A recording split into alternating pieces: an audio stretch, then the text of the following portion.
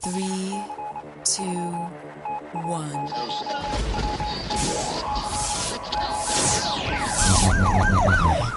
We'd like to welcome you to another edition of Grok Talk, brought to you by New Hampshire's leading conservative blog site, granitegrok.com. We are your feared extremist, right-wing, hard-charging, gun-toting, opinionated, outspoken, rabble-rousing, letter-writing, radio microphone-stomping conservatives and rational libertarians. So get ready for more news and opinion you could only get from granitegrok.com. Grok Talk.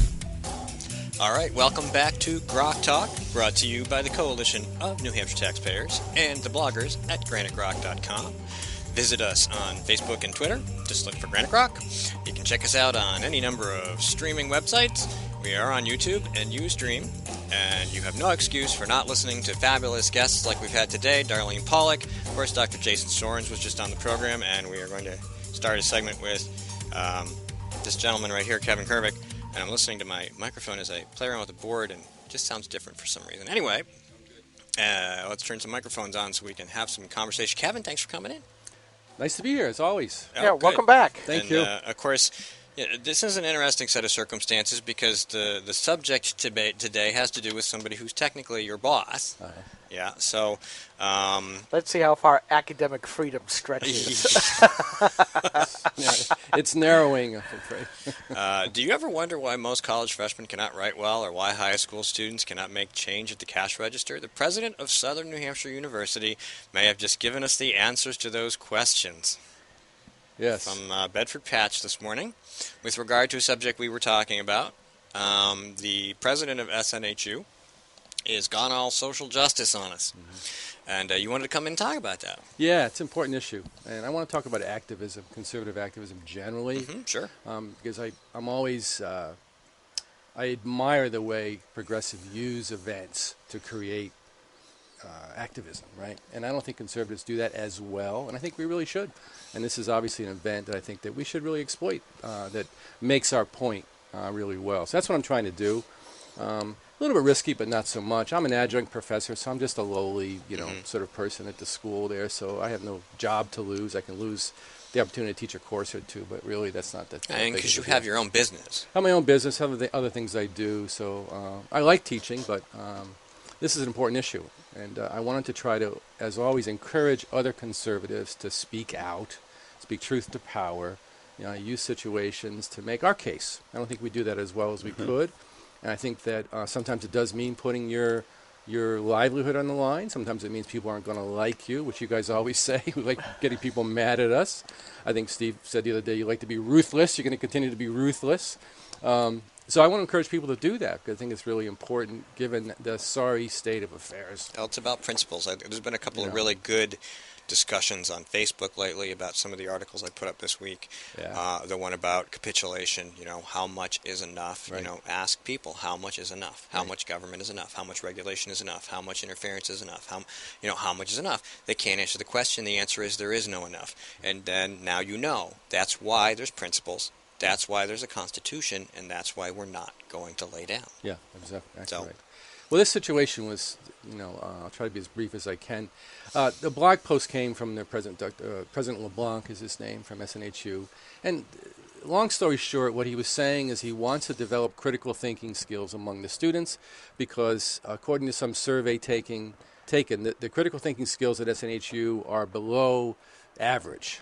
They're in the 40th percentile in terms of all critical thinking skills in the country or something Doesn't this require a definition of both the word critical Yes. and thinking? So I will get to that. So and were those 40% by any chance the attendees of your classes? I hope not, because I really work hard on this. No. What I mean is, were the 40% that were capable of it? Okay. Your see. graduates. We'll see. It was clear to me by reading the blog, which you can all see online. Go to just Google Dr. Paul LeBlanc, SNHU. You'll see this blog. What he's saying is that critical thinking equals social justice. What? So, if you apply social justice, you are a critical thinker. If you're a critical thinker, you will be adopting kind of social justice.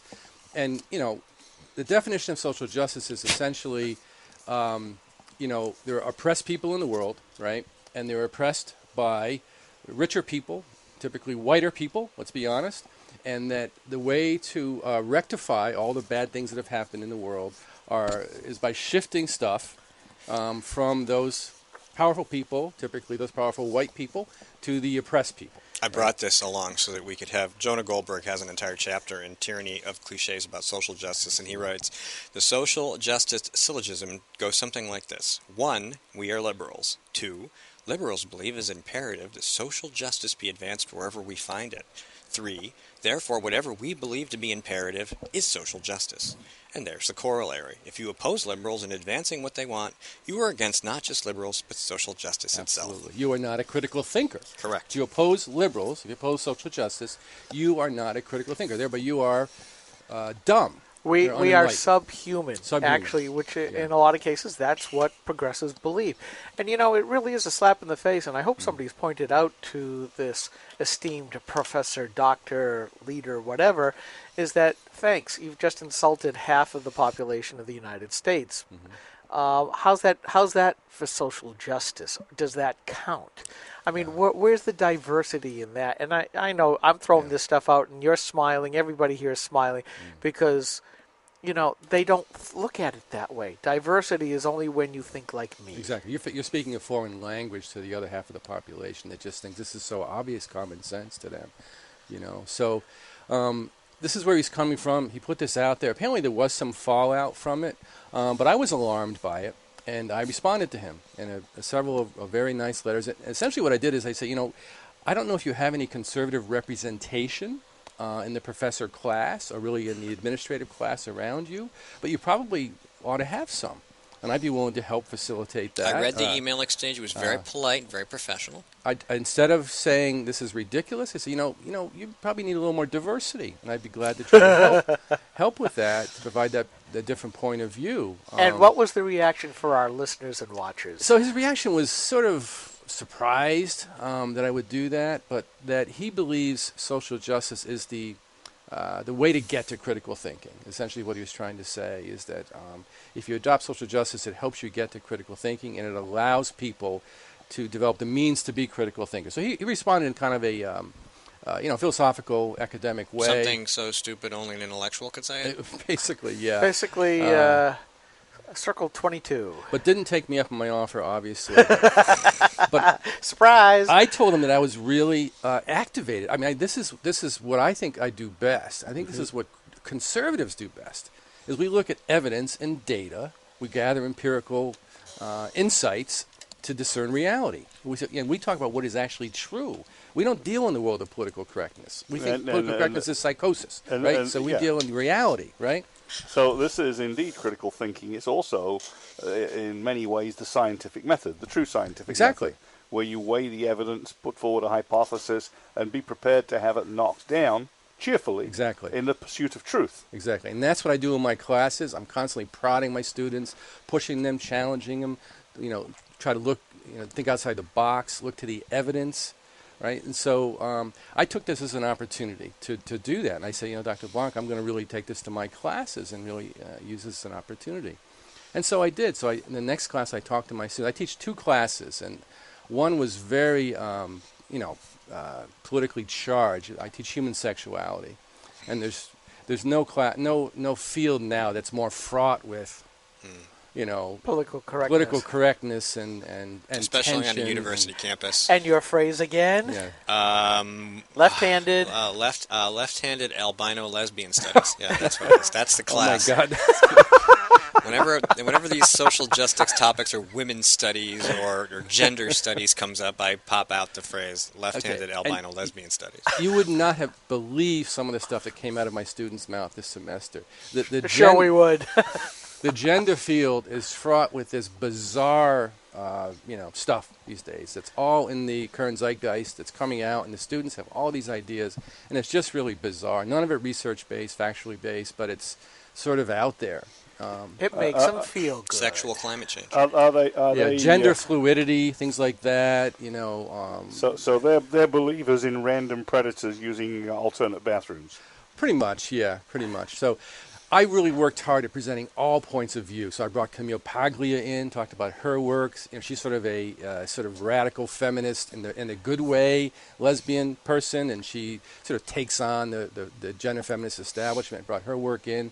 I brought some Christian stuff in. I brought some stuff from the Catholic Church, talking about the sanctity of marriage, how they view marriage. Because I had a couple of students saying, we're not really hearing our point of view. Some more conservative students. Mm-hmm. So I kind of brought that in. But we also talked about all of the prevailing kind of the writings of feminist Benedict, not Francis, I presume. No, not. It was actually a conference called Unum, where a lot of theologians came to talk about marriage, what marriage really meant from a theological perspective, and the importance of man-woman marriage. Benefits to culture and benefits society to culture, in general. all that, yes. So I brought that into class, showed a video about that. Rick Warren actually spoke, right? And so oh, nice. Some of the students actually really liked that. But, Rick Warren's great. I mean, whether you like his books or not, if you ever listen to anything he has to say, it's brilliant. It was. I'll show you this video. It's just dynamite the way he talked about marriage. But 75% of the class was probably sort of dominant, sort of gender feminist sort of stuff, which is the most of the literature we have in sexuality is coming from that perspective. So, very balanced class, I thought, but I try to bring all of them. So I'll try to finish this story quick. So I after that conversation, I went to the class, and we happened to be talking about gender and homosexuality. And I said, just out of curiosity, and I talked about critical thinking. Let's be critical thinkers here. I said, just out of curiosity, what percentage of the population do you believe identifies as gay or lesbian? And they all raised their hand. I'd say out of the 30 students, 25 of them believed that the percentage was 30%. Yeah. 30% of the population is gay or lesbian. And so I said, how do you arrive at that conclusion? Where are you getting this data? And he said, well, one person said, well, I use my own experience. And I said, well, that's not how you arrive at critical thinking, by your own experience. You can have a psychotic experience. That's not going to help you arrive at critical thinking. Said, others said, well, come to my house. I look around campus, and that's what I see. Or, I see what's in the media. So they didn't really have good information. So then I presented 10 studies from actually a gay lesbian think tank, actually, all of which had the number somewhere around 1 to 5% of the population is gay or lesbian, which is pretty much where we're at. Most people think it's probably around 2 to 4% of the population. I was quote 4 generally, just to be nice. Gay or lesbian, right? And that came from the Census Department, which just validated that as well. Yeah, absolutely. Yeah, and that number is probably exaggerating the number of really seriously gay. Yeah, probably more gays than lesbians also in terms of the data, how it's big. But, I don't really care how many are gay or lesbian, only that it's, used as a political tool at times. Sure. Yeah. But the important thing for me is they're not thinking critically, right? No, aside from personal experience, if you look around a college campus, what you see is a lot of experimentation. Yes. Which doesn't necessarily reflect the long-term leanings Some of which is rape, right? Yeah. Yes, usually belatedly declared as such. Yeah. Yeah, that's true, and it's interesting because I watch Home and Garden television, and every other or third house hunters has a gay couple, and every TV show has some gay or lesbian friend in it, but most people don't have that experience, and I'm like, well, it's just them pushing the narrative, I tell my kids that. I go, you see the stuff on TV, and if it doesn't make any sense to you, ask questions. Mm-hmm. Yeah, but we're supposed to be in academics about the search for truth. Mm-hmm. We're not supposed to be pushing narratives, social justice or otherwise. But obviously, this is what Dr. LeBlanc wants, is to push. And he, is essentially wanting us or making us push a narrative that we may or may not agree with in our class. He wants us to propagandize our students. Well, in essence, you're seeing the latter stages of progressivism, having taken the quote-unquote high ground in academia, now trying to redo all of academia, not for academics, but as you said, the narrative. We see this in journalism. It's all about the narrative. We see this in politics. It's all about the narrative. And that's all it seems to be that our public lives are about. It is the narrative. Yes. And we conservatives don't own the facilities, except in the new media, talk radio, the two major exceptions, of being able put on part of the new media. Yes, thank you. we do have a narrative to tell, as Steve and Mike have said. It's all about the principles and the foundational stuff. We're talking about it all the time because we don't even see the NHGOP talking about principles. And yet that should be one of the main bastions of principles, not only just to have it in their platform, talk about it at their events, but actually enacting it into law. And even they can't get that straight up and down that vertical corridor. No, they can't. And we're going to find out what some of those results are later on today. We're going to take 60 seconds and we'll come back to continue this absolutely fabulous conversation. We'll be right back. Hi, this is Rich Gerard, host of Gerard at Large in the Morning, the Manchester area's only locally owned, locally operated, focused, and interested, riveting radio show, heard live every Monday through Friday from 6 to 9 on 90.7 FM WLMW, New Hampshire Family Radio, and available 24/7 live or archived at GerardAtLarge.com. Be sure to tune in. This is the Coalition of New Hampshire Taxpayers. We're located at 8 North Main in Concord, New Hampshire. This is the repository for all things conservative and municipal. So if you have a problem in your town, your school, your budget committee, the right to know law, and now at the top of our list is voter fraud. You have a tip for us, some information for us, you want to join or help us out, cnht.org.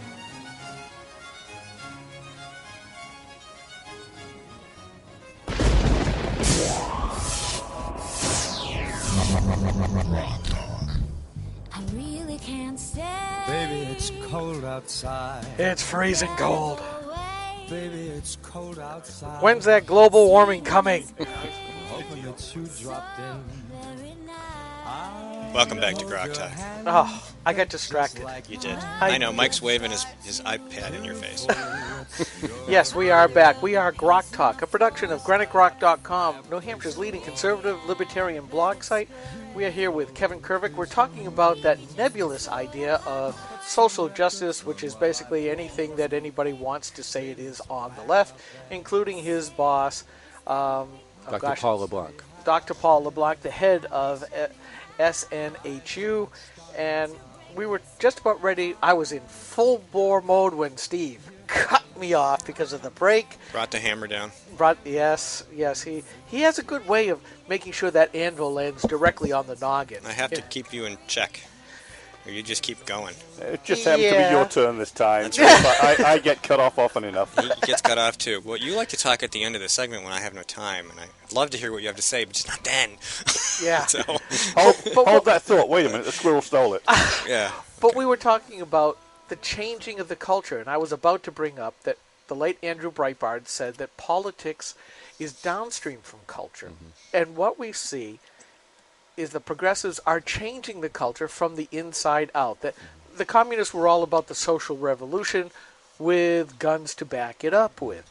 And what the Fabian socialists of Britain and then the progressives coming out of the Frankfurt School said, and Gramsci of Italy said, change the culture, you'll have your revolution as a part of that. We talked about part of that with Dr. Sorens about his ethics and economics class. Yeah, it's interesting. But here, you've got it right. If you change what is believed, because we all know, as Rush says, those college kids and high school kids are skulls full of mush. They're going to listen to the most authoritarian person in front of them. And the first thing they say is, don't listen to your parents. We hear that in schools, high school, junior high, elementary school. Listen to us teachers. Now you're hearing it from the professors. As our society goes from secularism, and the government promotes single women with children, adult males go away, you see that the culture has changed. And this is a perfect example of it. Mm-hmm. The role of schools are not to teach social justice. It is not supposed to teach. Critical thinking is not just left thinking. Because I'm highly insulted when you say you can't have critical thinking without social justice. I'm sorry, as a conservative who has a couple of degrees, who tries to think these things out, I think I do as much critical thinking as the next person, and probably far more. And the big thing is, where's the knowledge base for this that you pointed out in your class? Well, it just seems like that to me, my personal anecdotes. Therefore, it all must be true instead of, as Mike said, the scientific theory of, What's the hypothesis? What's the experimentation? What's the data at the end? And he put his hand up. I would argue that you can't have critical thinking with social justice. I would agree. It prejudices your thought, so then you're not able to think clearly. And look at the Ferguson; it's a good example. I mean, you have a bunch of delusional people. I'm sorry to be so harsh about it. That's right. No, they are delusional because the guy was a criminal. He was appropriately shot, and they deluded themselves into thinking he was innocent. They deluded themselves into thinking he was because according to their worldview, that has to be how it was. I'm going to get the emails again. No, I'm the one that said it. But Dr. LeBlanc was trying to exploit the Ferguson situation to create this social justice narrative that cops are evil, white people are evil, and the oppressed people are being oppressed nonstop, and he's trying to use that. Well, that's sort of fallen apart now, right? Yeah, absolutely. It's fallen apart. And even the mess in New York over Eric Garner was originally triggered by de Blasio himself. Not by what he said and did afterwards, which was beyond stupid, but what he said and did right before it happened, which was demand that the police aggressively enforce the loose cigarette laws because revenue. He liberals. should resign. So people called him to resign. He should resign tomorrow. So they aggressively policed, and the guy's morbid obesity took him out. Exactly, yeah. If I could segue a little bit, I got involved in... Join us, squirrels. I became... you're right on target with my stream of thought. I became involved in conservative thinking through the door of men's issues back in the early 90s. Being around a lot of women in human service, a lot of radical feminists, and, the male bashing was just, that was just part of what you did. So in supporting men's issues, I got into conservative kind of thinking. And it's very clear today that what this is about is an anti-male, anti-white male especially, anti-heterosexual sort of philosophy. They're coming after us because we're the bad guys and we have the money.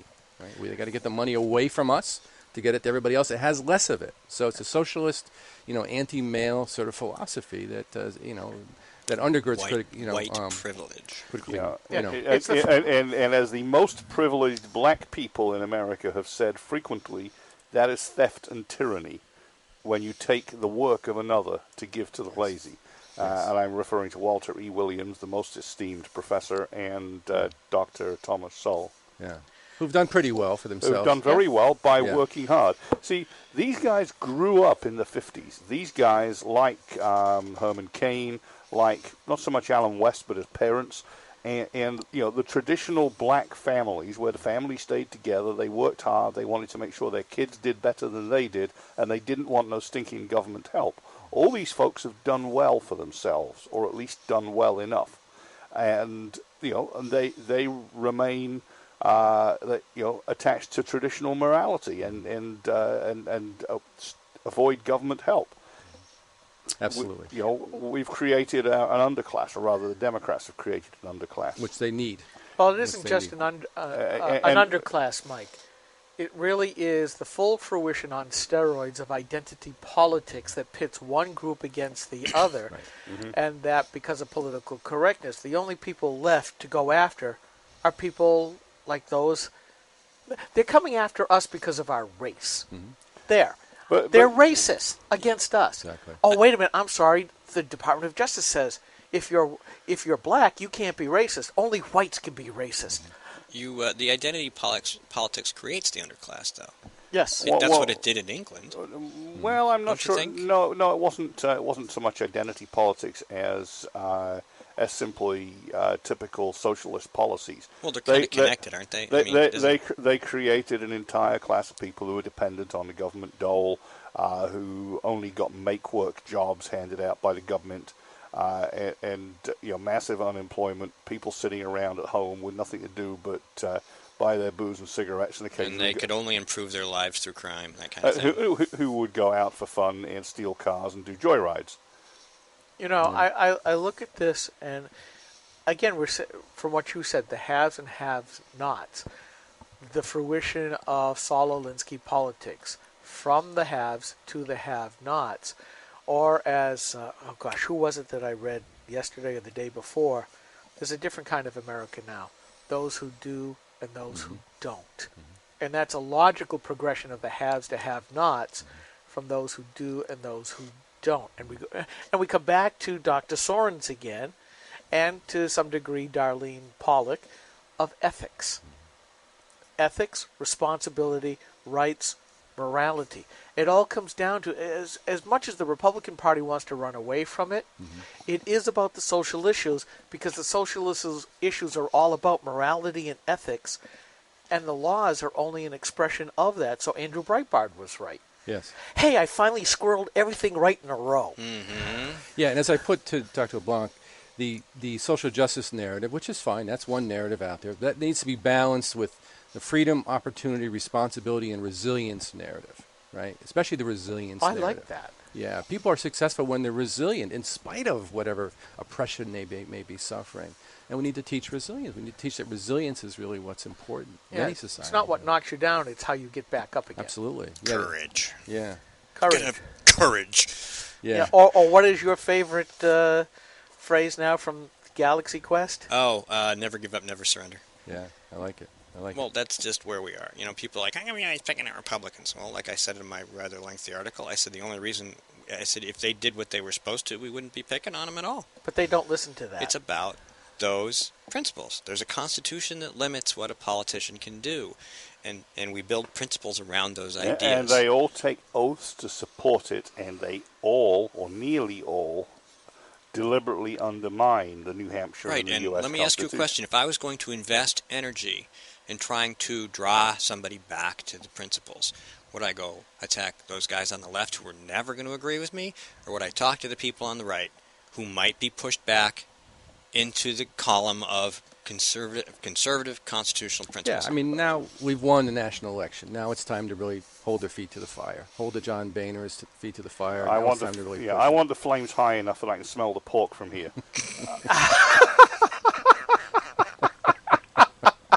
Okay. That's a great line. Well, I will tell you, I have finally brought out my pike man. Yeah. The men with the pikes, because I've mentioned Frank Ginta again. I've left him alone for a long time. Yeah. I want to see what he voted for Boehner, right? Yeah. Yeah. He voted for Boehner. The first thing he did was show that he has no courage. Yeah. Frank, I'm serious. If you had courage, you would have voted against the orange one. The people of New Hampshire gave you a second shot at this. A second shot at being a Tea Party conservative, because that's what you claim to be twice. Well, he said it the first time in not so many words. This time, not there. Speaking of Tea Party, we got a few minutes in this segment. Actually, we don't, but if you want to stick around, we can keep going. Oh, good, yeah. Yeah. Join us in the squirrel segment. And we'll just keep going. We'll go. We're getting really close to. I'm going to press the button right there. All right. And in 30 seconds, we're going to be on our break. So we're going to keep Kevin Kervick with us. He's going to join us in the cleanup round. Nice. Back and forth. Gotta clean it all up. Gotta bring all those squirrels together and get their nuts in a row. We'll be right back. This is Grok Talk.